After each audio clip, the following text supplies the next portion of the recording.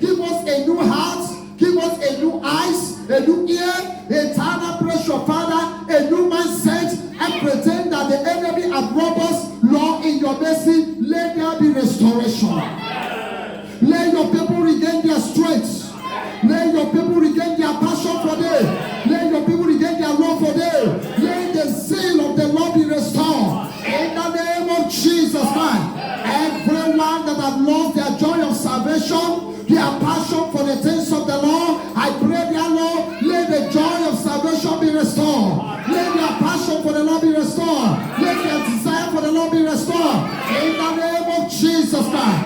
Everyone that of them that is sick, that the spirit of infirmity have afflicted, Lord, the Bible says, I sent my word and my word healed. Therefore, righteous God that sitteth upon the throne of glory, let the word of God produce healing. Let the word of God produce spiritual restoration.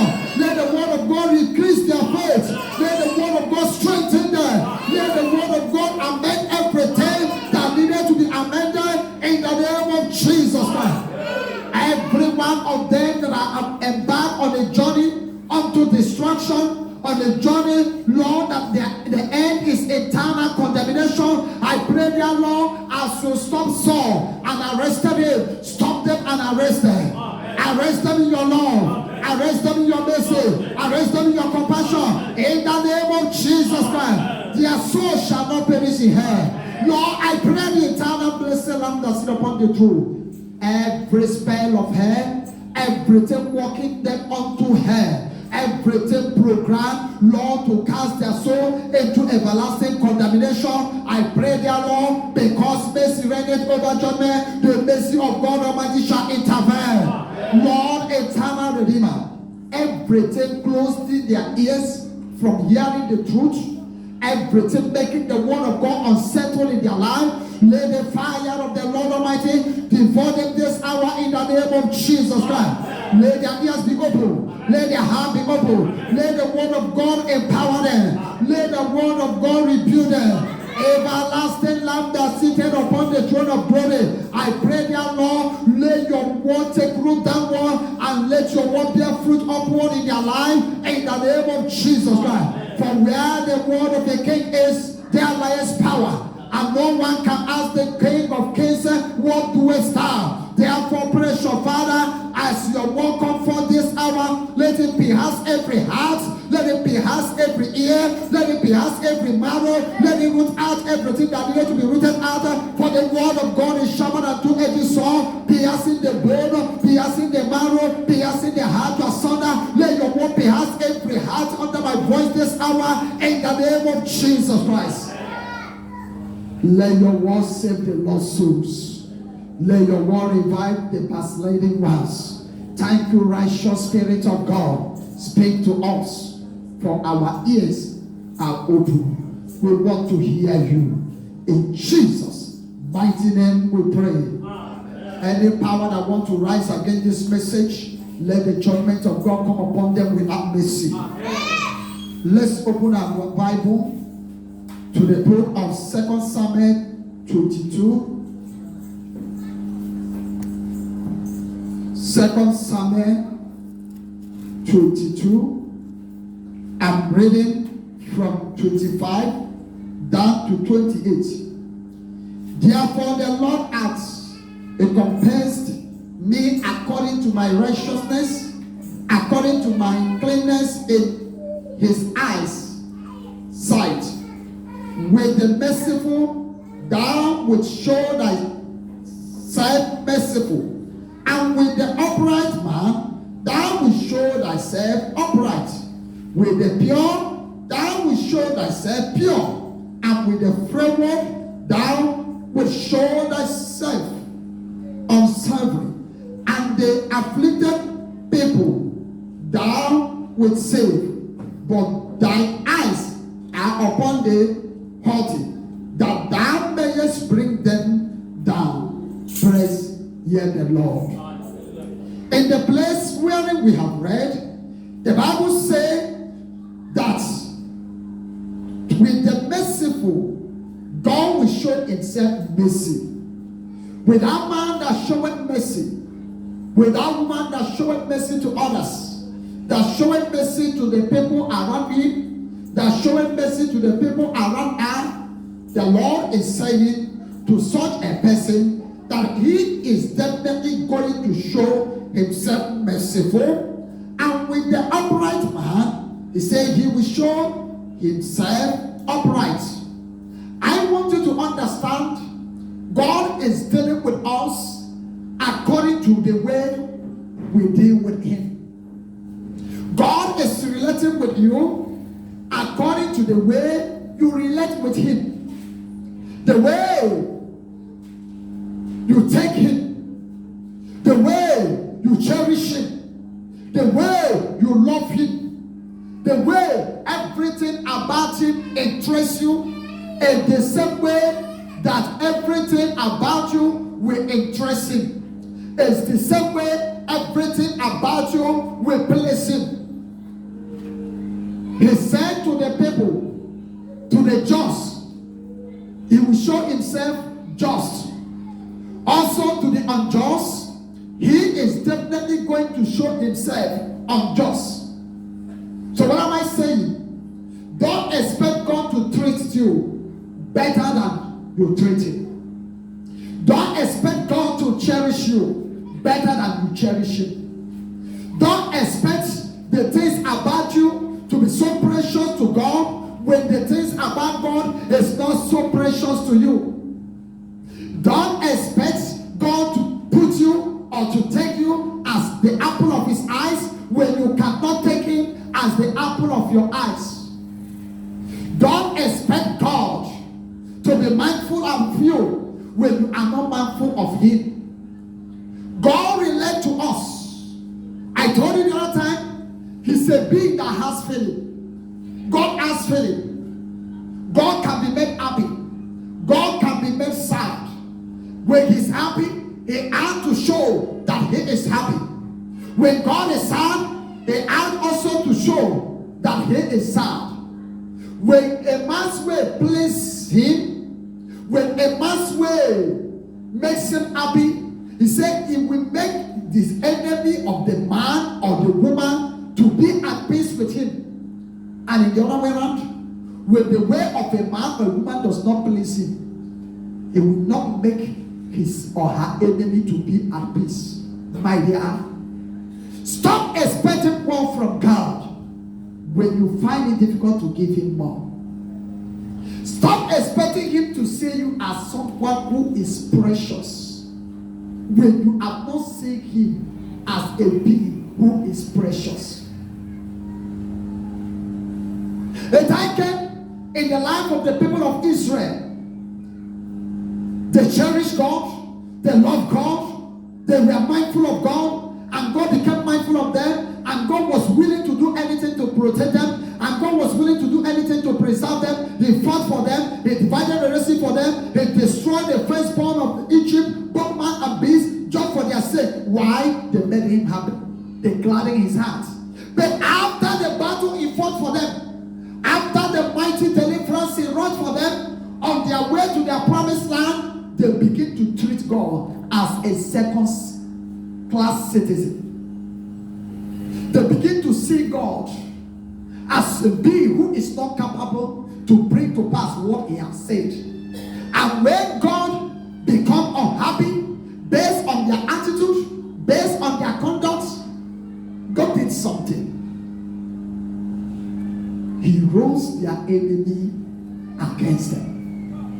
He opened the door for the adversary to afflict them. In this fourth voice of God in the land, I have a message. And my message that I'm giving to give you is, God cannot treat you better than the way you treat him. God cannot protect you better than the way you protect anything that have to do with God.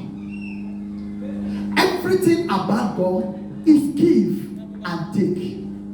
Give and take.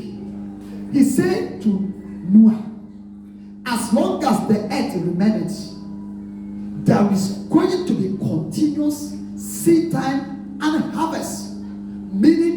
the people will definitely harvest what they plant. And that seed time and harvest time is also applicable to God. You cannot treat God the way you like and expect him not to treat you the way he like. That is why there are people he called the apple of his eyes, his beloved. There are people he cherished. He didn't just cherish them. He didn't just love them. He is not just fighting for them. There is something in them that makes him to fight for them. There is something in them that makes him to defend them, even when they did not know that the enemy is coming. Now, the topic of my message is, how is God handling you? How is God treating you? How is God relating with you? How is God attending to your matter? Many pray, many present their case before the Lord. And the same prayer, somebody will spend time, somebody will spend maybe 7 days fasting and prayer, 3 days fasting and prayer, praying, asking God on a particular thing. And another person elsewhere or in the same location will pray, not that he fasts, not that he observes vigil, only a request, and God will grant it to him or to her. And whereas the other person who has spent much time, who have troubled his flesh or her flesh in order to get answer from the Lord, but instead of God attending to the person, he went and attended to the other person who did not suffer his flesh, who didn't go to mountain, who didn't observe dry fasting. And you are not asking, but why is it like that? The answer is, God is handling you the way you handle him. God is treating you the way you treat him. He said, to the merciful, I will show myself merciful. To the just, I will be just. To the froward, I will also show myself. Meaning, it is a give and take thing. There are men and women that the Bible says, before they pray, God has answered them. While they are still praying, he is answering them. But there are people, they will pray, they will cry, they will roll, yet he will not answer.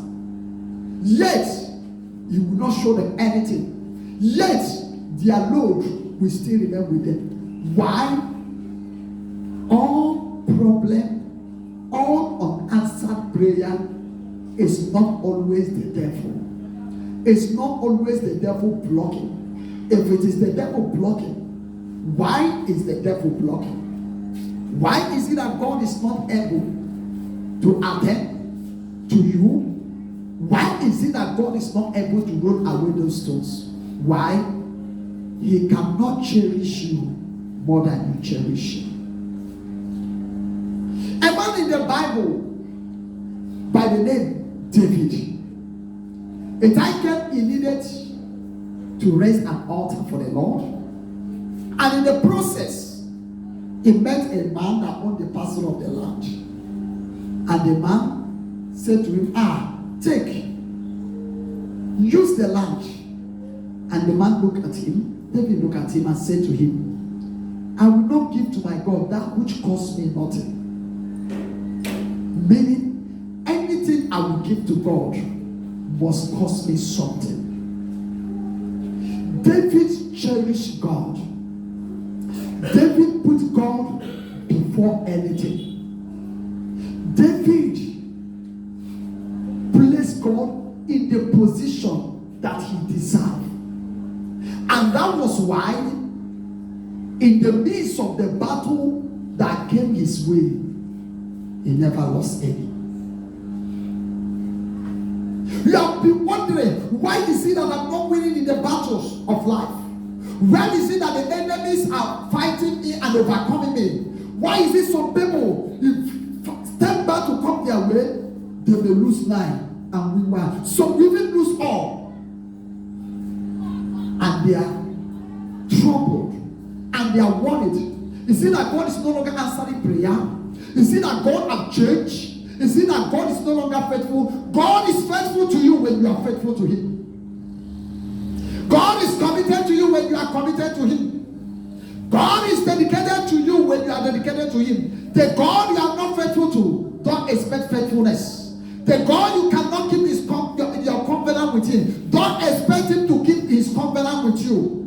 You keeping His covenant means Him keeping your covenant. You appreciating Him means Him appreciating you. You working for Him means Him working for you. It is give and take exercise. How is God handling you? Same measure you measured is the same thing He's measuring to you. Same way you lacking Him, in the same way He's lacking in you. So stop expecting more when you are not offering more. Stop expecting special things, special treatment from God, special attention when you are not giving Him special attention. I have seen many cases. Some people will come, they will complain to the man of God or to the woman of God. This is what I'm passing through. I want to know, why am I passing through what I'm passing through? Why am I being in torment the way I'm being in torment? And as they are talking to the man of God or to the woman of God, before you know what is happening, God will be busy speaking and revealing another person's matter. Somebody who has not come. Possible somebody who is not even in the auditorium. God will be speaking concerning the person. But you discover that even the person sitting face to face with a man of God or woman of God, God is not saying anything about the person. The person will go into 7 days prayers. At the end, no message, no revelation, no direction. Everything remains blank.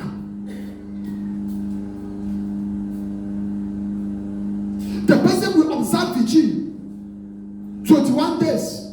At the end, no revelation, no message, no direction. God did not speak. Holy Spirit did not speak. Angel did not attend to you. And you discover there are some people only at the worship, as they are worshiping God, as they are praising God, glorifying the beauty of His holiness. Before you know what is happening, God started speaking to them. God started giving direction. God starts to attend to them. Why?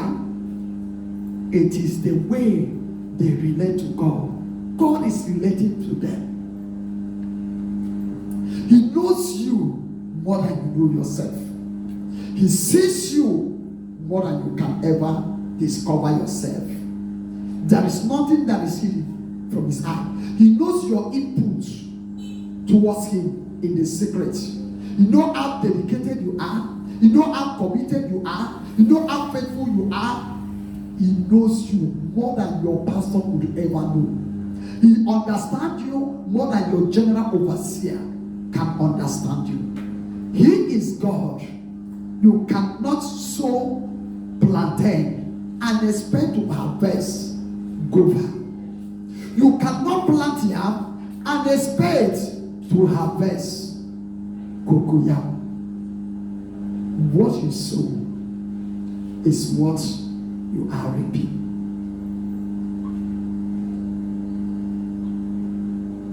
As God's children, we must understand that our Heavenly Father is relating with us same way, same measure that we relate with Him. Same way, same measure, the way that we relate with Him. There are people God will give them instruction. Carry out that instruction become a problem. Except on their own convenient time. If they want to do something for God, they want to do something that at their own way. At the time in which difficult to sacrifice for God, my dear, you are finding it difficult to sacrifice for God, He will definitely find it difficult to sacrifice for you.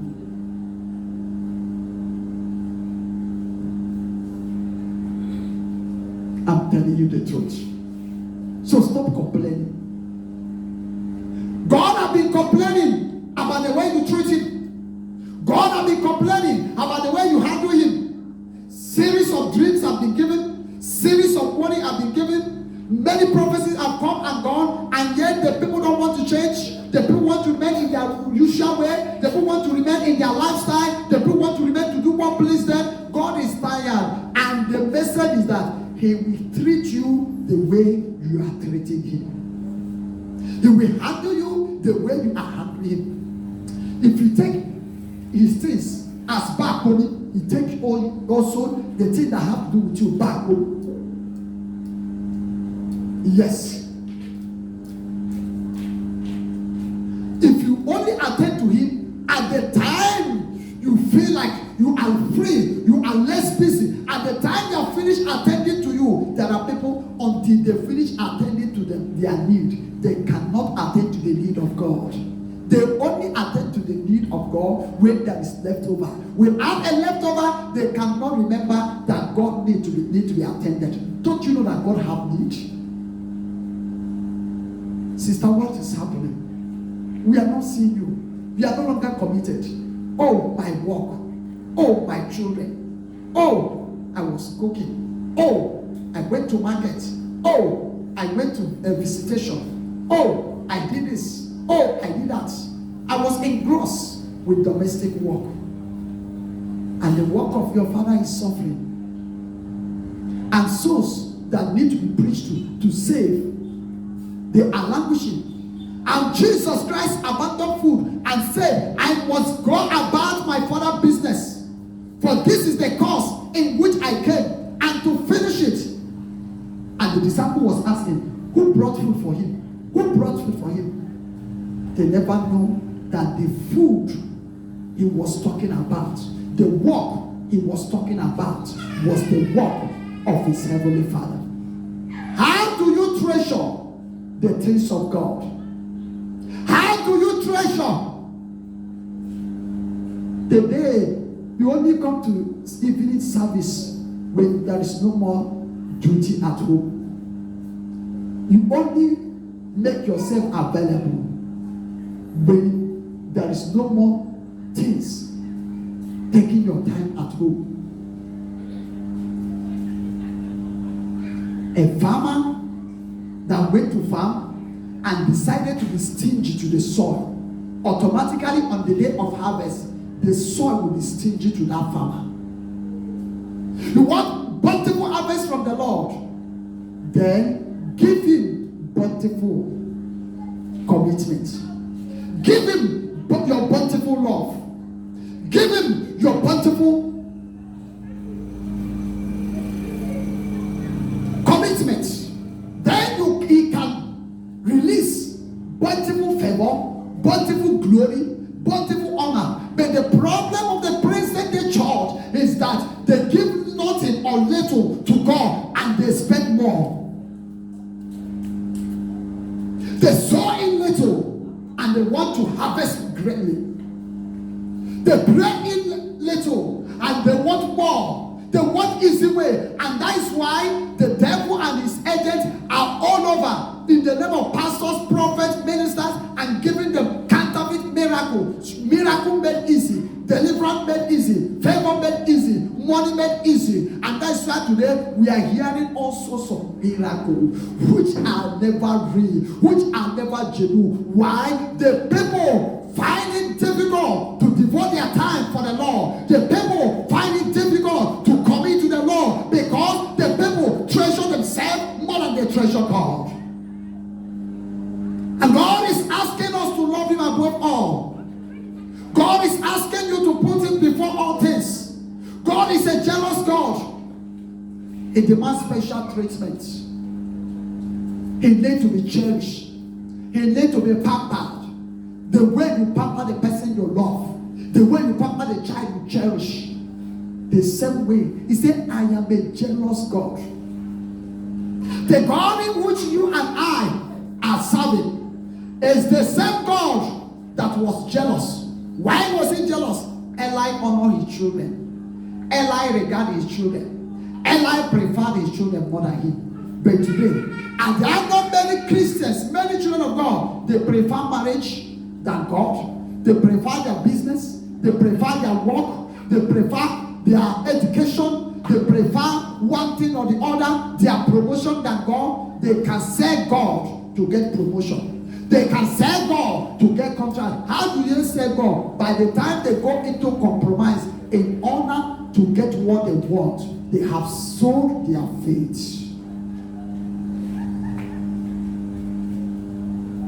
Galatians chapter 6, 7 to 9. God cannot be unjust to give you what you don't merit, to give you what you don't deserve, to give you what you are not qualified to have. Yes, he said, behold, I come quickly to reward every man, to reward every woman according to his work. It is according to your works and my works. God will not give you the reward made for me. God will not give me the reward made for you. So if you need more reward from him, if you need more attention from the Lord, then be able to give him more. As easy as ABCD. Let's just not label the issue. Let's just not expect what we are not qualified to have. Somebody is in the office. The other person is working with O-level certificate, and the other person is working with master degree. Now, for example, the person with master degree is collecting 300,000, and the person with O-level is collecting 20,000. Now, the person in O-level will not be envying the person with master degree. Somebody has spent years in university, spent a lot of money, and so on and so forth, and is earning 300,000, and the other person only went to primary school and is using the primary school certificate to work, and is not envying the man or the woman with master degree. Why can't they pay me 300,000? Why are we not the same person? I'm even older than him. I'm supposed to be paid more. I work harder than him. Whether you work harder than him or her, whether you work less than him or her, provided that the qualification is better than that of yours, expect that he will earn higher than you. So that in the kingdom of God, in the house of God, you see people with little input, lesser commitment, and they earn high. They want God to use them the way God used Abraham. They want God to use them the way he used Isaac. They want God to use them. They want God to bless them the way he blessed Abraham. Go through the account of Abraham. You will discover what he did before God brought him to honor. They want God to intervene. They want God to divide their Red Sea. Before God could divide the Red Sea, Moses was obedient to his divine instruction. Moses put his life at risk. He heard him who has spoken faithful. He was never looking back. He was not afraid. He forfeited his throne. Yes, Moses forfeited his throne. He left the glory of Egypt, the honor of Egypt, the praise of Egypt, and decided to be called a nobody. And decided to be called a fugitive. My God, if you have nothing to sacrifice for God, don't expect anything from him. I'm not joking. People that goes high, people that God lifts, people that God makes great, men and women, they are people of great sacrifice. David sacrificed greatly before God brought him to the honor. Before God blessed Solomon with wisdom, knowledge, riches, made him great, made him the wisest king that have ever existed here on earth as a human being. He loved God. He preferred God.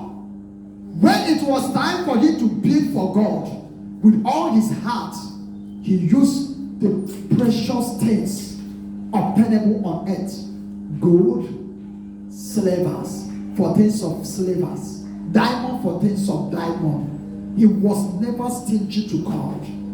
He did it with the whole of his heart. He find God worthy. And at the end, after building the temple, he gathered sacrifice. He gathered many animals and offered to the Lord. And the Lord smelled a sweet savor. And the Lord said, ask me what I shall do unto you.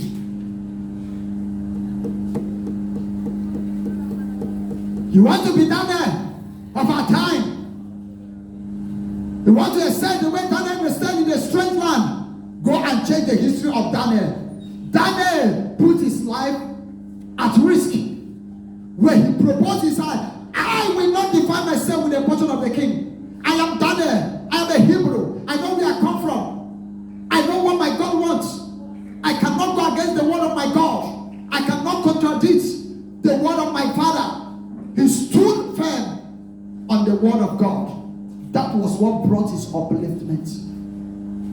You want God to announce you the way he announced the 3 Hebrew children? Then be ready to risk your life. The 3 Hebrew children stood for God when no one could stand for God. Are you standing for him in that office, in that compound, in the market, in the working place? Are you standing for him when others are compromising? Are you telling yourself, I am a child of God, I cannot compromise? I am a child of God, I cannot save my faith. I am a child of God, I cannot define myself with bribe. I'm a child of God, I cannot define myself with adultery. I'm a child of God, I cannot define myself with one immoral sin or the other. I'm a child of God, I cannot lie because I need promotion. I cannot forge figures which are never real.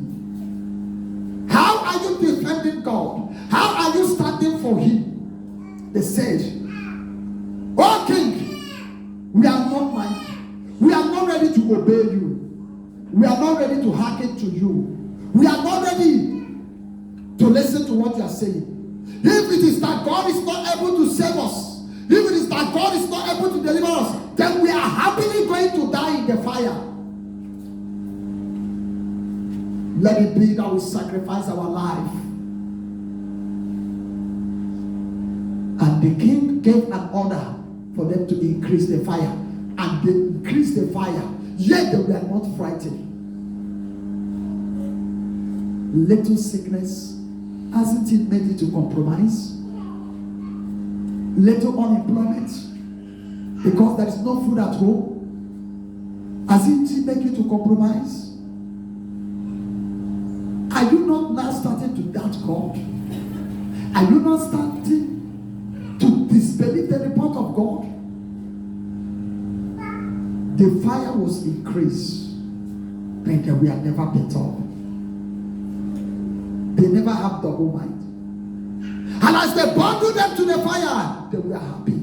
I believe they were glorifying God. And immediately they landed in the fire. The 4th person was there waiting for them.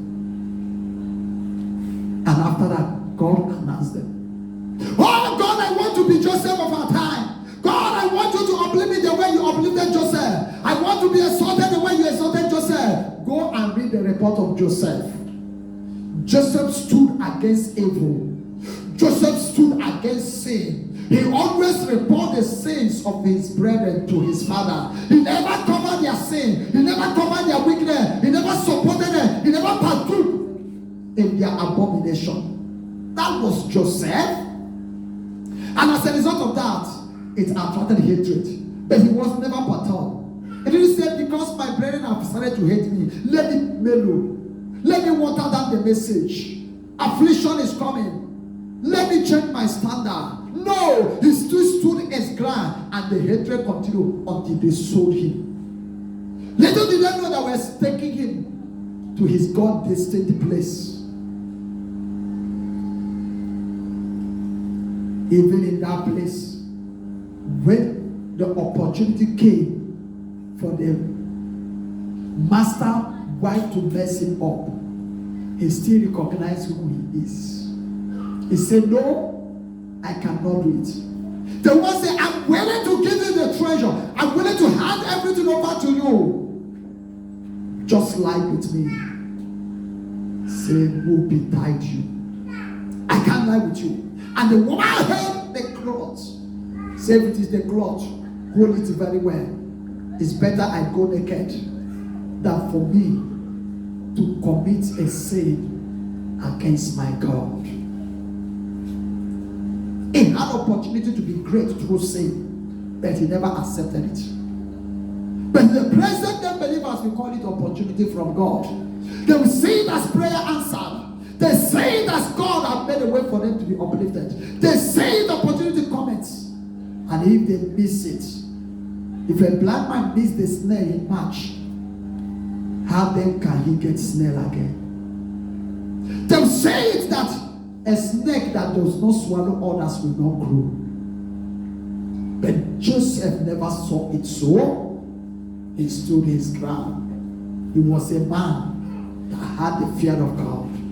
He was a man that preferred God above all. He put God first before words. He put God first before self-honor. He put God first before self-exaltation.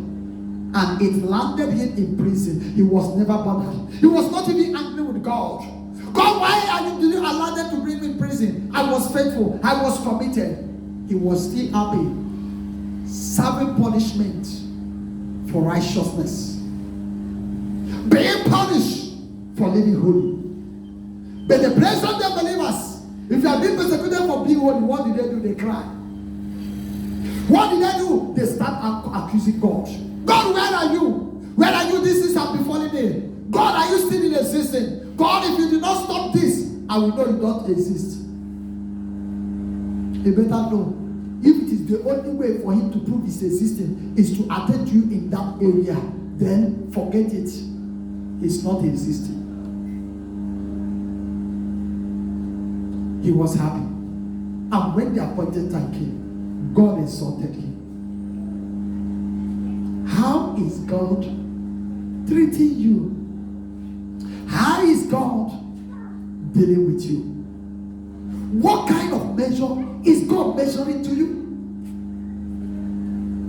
How is he relating with you?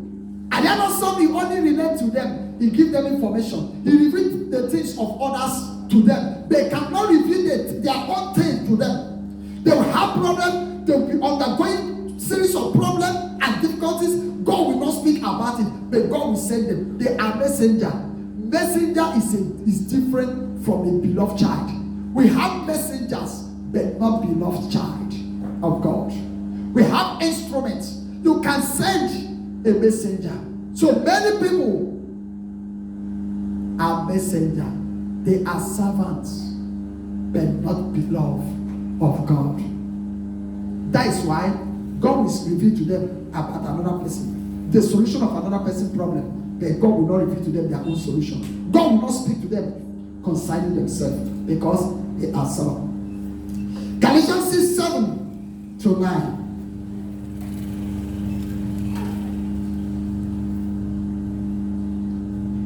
Be not deceived, God is not mocked. For whatsoever the man soweth, that he shall reap. Don't be deceived. God is not mocked. What is sowing in the secret, you will definitely reap. God is not mocked. What is sowing in the open, you will definitely reap. God is not mocked. How you relate to him, he will definitely relate to you. God is not mocked. How you treat him, he will definitely treat you. Just be rest assured with this. He will definitely. How you attend to his need, to his request, is the same way he will attend to you. Say, give and take thing. For he that soweth to his flesh shall of the flesh reap corruption, but he that soweth to the Spirit shall of the Spirit reap life everlasting. 9. And let us not be weary in well doing, for in due season we shall reap if we faint not. Don't be weary. Be courageous. Don't be discouraged. Don't be bothered. You are sowing. You are planting. Others are coming. You are not coming. No problem. They are sowing. Others are praying. You are not praying. No problem. They are sowing. You that is praying, don't be weary. You that is faithful, don't be weary. You that is committed, don't be weary. You that is focused, don't be weary. For in due time, you will definitely reap. The same way you are calling God to render judgment upon the wicked, is the same way the kingdom of darkness is calling God to render judgment on his disobedient children. I repeat, the same way you are calling God, render judgment on the wicked, on the witches, on the wizard, on the occultic men and women, the same way they are also calling the fallen angels, the ancestral demons are also calling, asking God to render judgment on your disobedience, on your rebelliousness, on your itching ear. Is the same way. I told you, not only you have access to God, the demons have access to God. As long as rapture have not taken place, their case have not closed. They still request, they make requests to God. They still have access to God. Job, prove it. Job chapter 1, Job chapter 2, prove it. That Satan also present himself to God. And he can make requests. And some requests are being granted. And some requests are being denied. How is God treating you? What measure is he measuring to you, brother? Stop complaining. Maybe you are harvesting. Stop murmuring. Maybe you are harvesting. Stop lamenting. Maybe you are harvesting. Many warnings have come. Many corrections have come. But you choose to be adamant. Now God has become adamant. Now God is no longer taking it softly. He expected you to be soft with him.